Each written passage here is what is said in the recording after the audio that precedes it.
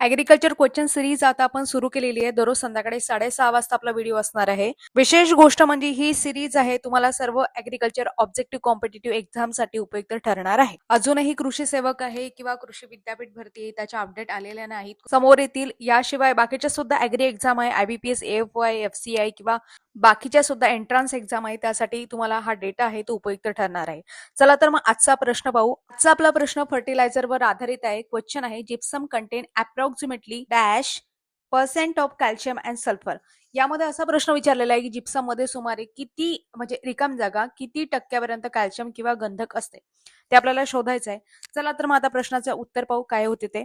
बघा, 10% येणार नाही, 15% येणार नाही, 20% येणार नाही. आणि गंधक आपल्याला माहिती पाहिजे, गंधक 18% असते.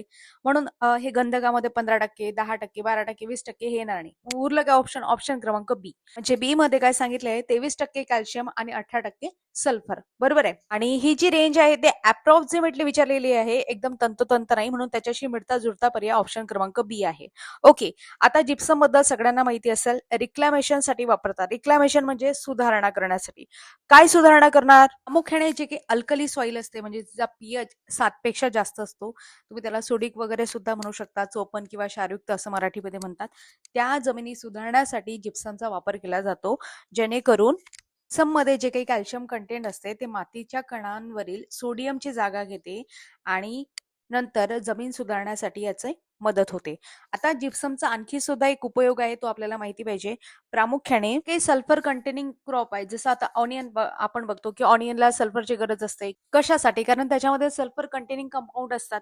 या व्यतिरिक्त ऑइल कंटेंट वाढवण्यासाठी सुद्धा जिप्समची गरज असते, कारण त्याच्यामध्ये जिप्सम मध्ये आपण बघितलं सल्फर असते, कॅल्शियम असते. सल्फर गरजेचं असते कारण ते ऑइल कंटेंट वाढवते क्रॉपमध्ये, पिकांमध्ये. ओके, सल्फर म्हणजे काय म्हटलं आपण मराठीमध्ये, त्याला गंधक म्हणतात, आणि कॅल्शियम तर तुम्हाला माहितीच आहे. अशा पद्धतीने आपण जिप्सम बद्दल माहिती घेतली. तर तुमच्यासाठी एक प्रश्न की युरिया आहे, तर युरियामध्ये किती पर्सेंटेज नायट्रोजन असते हे तुम्हाला कमेंट बॉक्समध्ये सांगायचं आहे. आपली पूर्ण सिरीजच आहे, दररोज आपण आता प्रश्न घेणार आहोत आणि तुम्हाला फ्री टेस्ट सिरीज सुद्धा आपण अवेलेबल करून दिलेली आहे आपल्या स्पर्धा विश्व या ऍपमध्ये. 1 रुपयामध्ये तुम्ही फ्री टेस्ट सिरीज सुद्धा सोडवू शकता. दोन्ही भाषेमध्ये त्यामध्ये प्रश्न आहेत, इंग्लिश आणि मराठी.